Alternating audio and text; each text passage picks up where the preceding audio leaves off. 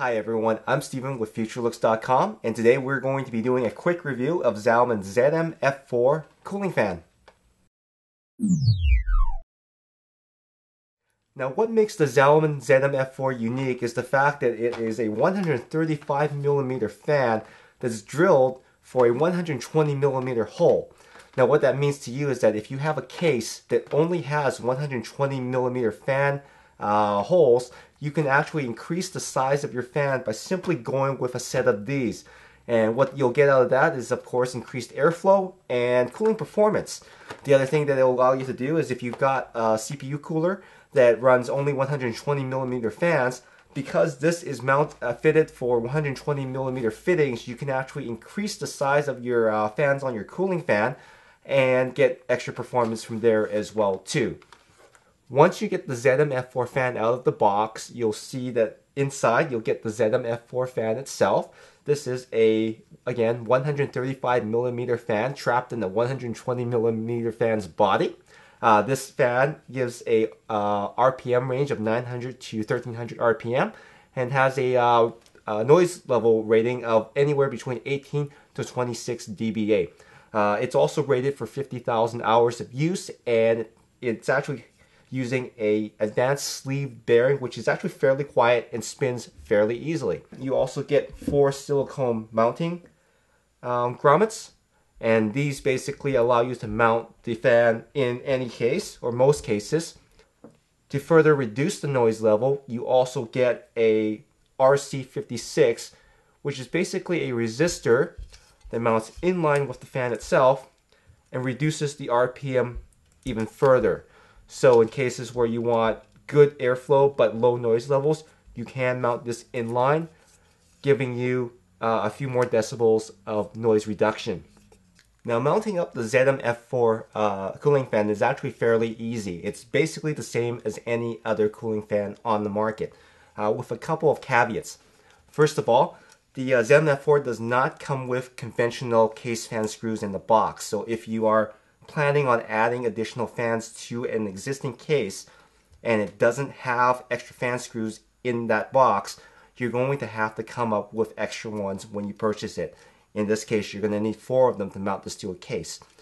The other thing that we noticed when installing this case fan is the fact that if your case is drilled for 120mm case fans and it's fairly tight in the back there, or it's exactly 120mm, the extra bump that comes out of the fan shroud here from the additional size may bump into the side of the fan. So in some cases you may not be able to mount it in a case that you want to.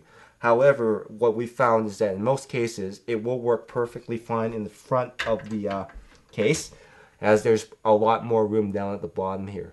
In the case of our NZXT Phantom here though, we were unable to use the silicone grommets to mount it because of the slightly proprietary nature of the mounting system here, which uses some long screws that go all the way into the case frame itself. But overall, it should mount up like a regular fan as long as you have the clearance necessary. As far as the noise levels and everything, the ZM-F4 fan is actually fairly quiet on its own.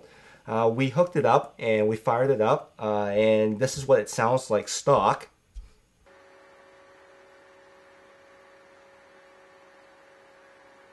And now we're going to hook up the RC56 to it and fire it up again.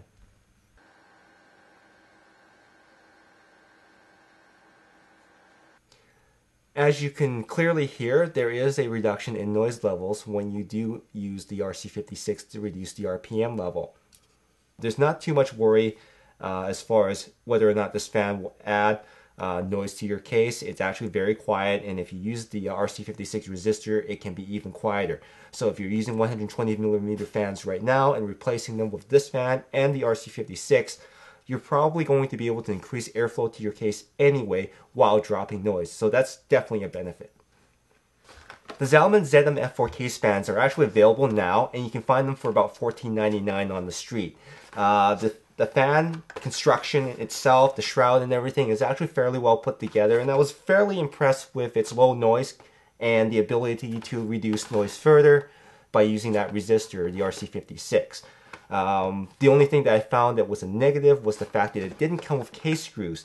So in situations where you're just adding a fan to a case, you're going to have to source your own case screws to attach this fan to the case.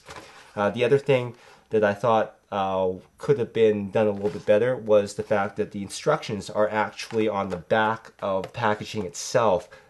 Generally, I'm used to seeing just a small piece of paper or something inside, so in case I throw out the packaging or mutilate it when I pull the fan out of it, I can at least refer to that for proper instruction. But overall, the ZM-F4 is a really reasonable fan, not too expensive, and it's a very unique way of getting more airflow to places where you normally would have to go with a smaller fan.